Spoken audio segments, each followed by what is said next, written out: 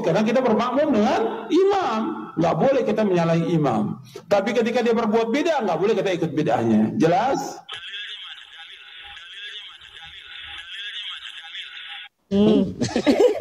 Kok pintermu keblinger toh?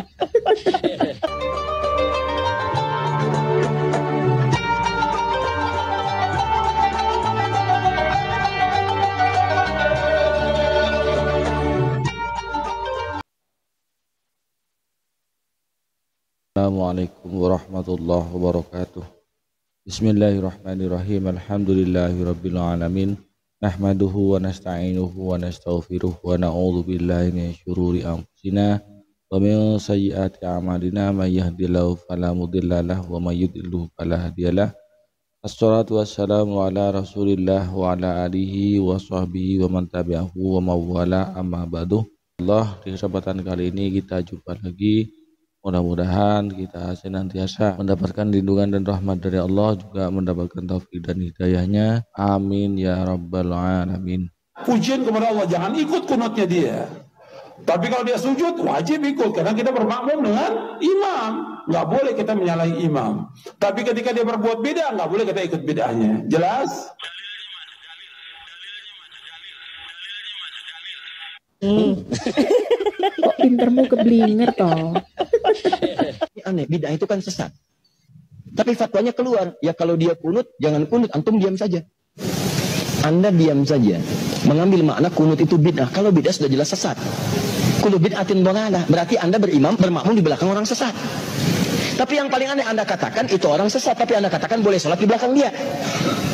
Itu kan lucu menurut saya. Tidak ada kaidah dalam fikih seperti itu. Yang satu salah persepsi menyebut orang ini sesat. Yang kedua boleh sholat di belakang orang sesat, tapi saat sesatnya jangan diikutin. Itu kan aneh itu. Ya.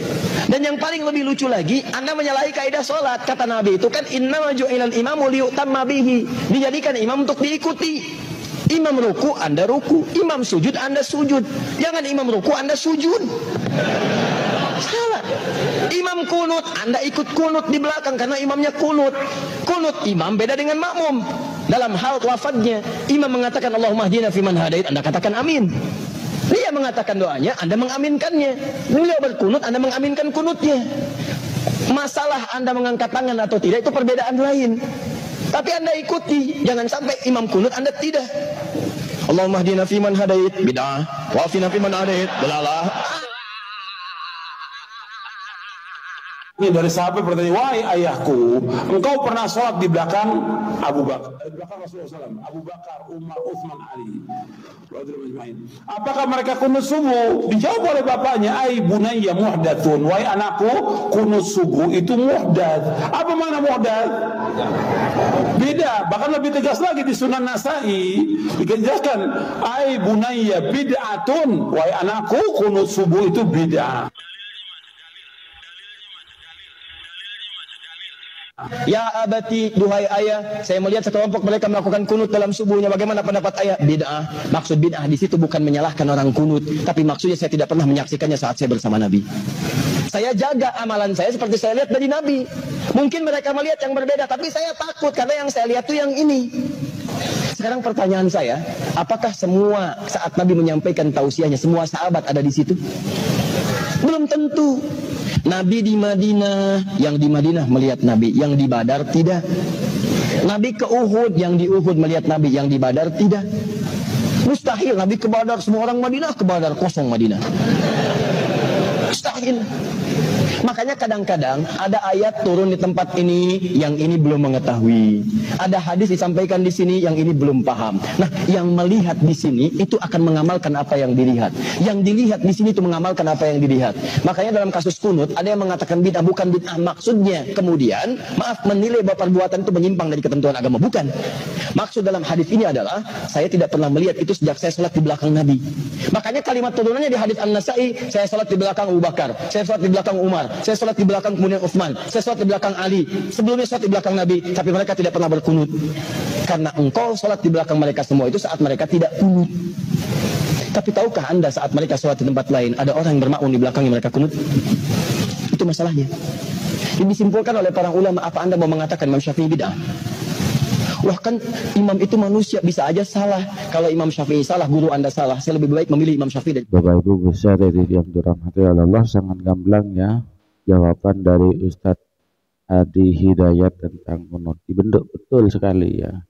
Jadi sahabat itu dalam beribadah itu masalah ini itu beda-beda, karena memang tidak selalu kumpul dengan Nabi ya. Nabi di Mekah ya, sehingga Nabi bersabda begini-begini, yang di Mekah tahu, yang di Madinah tidak tahu, hanya pun beda-beda. Dan kunut subuh ini ya, hadisnya bukan hanya itu, ini masih ada hadis sahih yang perlu kita perhitungkan.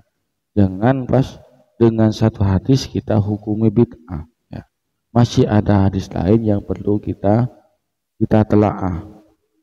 Di sini akan saya ambilkan dari beberapa hadis yang tidak banyak, mungkin satu atau sampai 3 hadis ya tentang kunut subuh ini. Bahkan dari kitab Sahih Muslim ya. An Muhammadin qala qultu li Anasin. Nah, sahabat Anas ini yang paling sering berkumpul dengan Rasulullah. Beliau adalah khadim Rasulullah. Sejak kecil beliau itu sudah oleh ibunya dititipkan kepada Rasulullah, sehingga beliau banyak meriwayatkan hadis.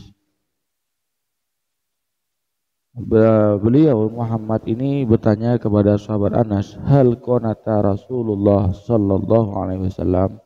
Apakah Rasulullah sallallahu alaihi wasallam itu membaca kunut di sholati subhi, di dalam kunut subuh? Nah, ini Anas yang mengetahui. Qala, sahabat Anas menjawab, na'am, ya, beliau kunut ba'dar ruku'i, setelah ruku' yasiron, sebentar. Jadi setelah ruku' langsung Rasulullah itu kunut. Rawahu Muslim, hadis ini diriwayatkan oleh Imam Muslim, dan ini hadis sahih. Ini hadis sahih. Di kesempatan yang lain oleh Yazid Jawas dibilang dhaif. Ya. Berani-beraninya ulama yang ahli hadis mengatakan sahih, sementara ulama yang tidak jelas, ustadz yang tidak jelas, ustadz zaman sekarang sok lebih pinter dari ulama hadis. Hadis yang dari sahabat Anas ini dikatakan dhaif. Ini Musnad Ahmad bin Hambal. Dalam kitab Musnad Ahmad bin Hambal. Ahmad bin Hambal ini adalah salah satu dari 4 mazhab. An Anas bin Malik, dari Anas bin Malik lagi ya, sama jalurnya. Qala, berkata siapa Anas, mazala Rasulullah sallallahu alaihi wasallam yaqnatu fil qabri. Rasulullah itu berkunut fil fajr, di dalam sholat subuh, hatta faraqatnya, sampai beliau itu meninggalkan dunia, artinya sampai beliau itu wafat. Rawahu Ahmadu, diriwayatkan oleh Imam Ahmad wa Daruqutni dan Imam Ad-Daruqutni. Ini hadis sahih. Ini dalam kitab Al-Majmu' Syarah Muhadzab juz 3 halaman 504. Ini juga dalam kitab Majmu'nya Imam Nawawi, yaitu juz 1 halaman 504. Mazhabuna annahu yustahabbu al-kunutu fiha, disunatkan membaca kunut di dalam sholat, sawaun, sama saja, nazalat nazilatun, ada sesuatu yang terjadi, ada musibah yang turun, amlam tamzil, atau tidak ada musibah yang turun. Wa bihadza qala aksarus salaf, berkata siapa sebagian kebanyakan dari ulama salaf, waman ba'dahum, dan orang setelahnya, au aksara minhum, atau lebih banyak dari mereka, wa mimman qala bihi, dan sebagian orang yang mengatakannya, Abu Bakar As-Siddiq, yaitu Abu Bakar As-Siddiq, wa Umar bin Khattab, dan Umar bin Khattab, wa Utsman bin Affan, wa Aliun, wa Ibnu Abbas, wal Barra, wa Ibnu Azib radhiyallahu anhu. Ini tentang kunut subuh ya. Saya kira dalil ini sudah cukup ya. Dan ulama kita, ulama Ahlussunnah wal Jamaah, ulama mazhab itu tidak sembarangan, tidak dengan satu hadis kemudian diputuskan kunut subuh itu bid'ah, tidak, tapi ditelaah hukumnya, kemudian mencetuskan sebuah hukum.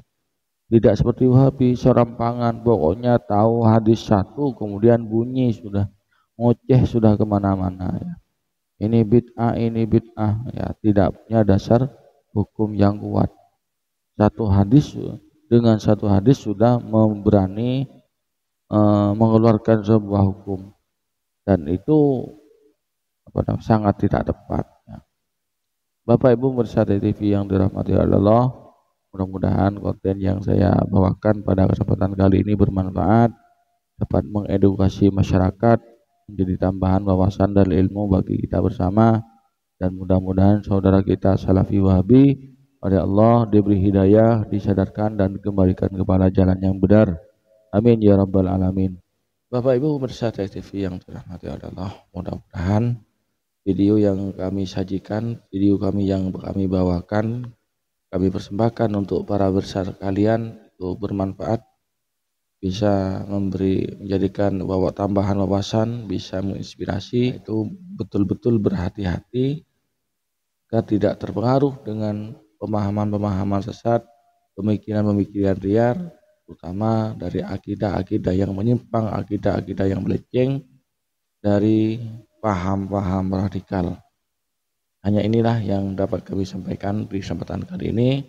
Kurang lebihnya mohon maaf. Assalamualaikum warahmatullahi wabarakatuh.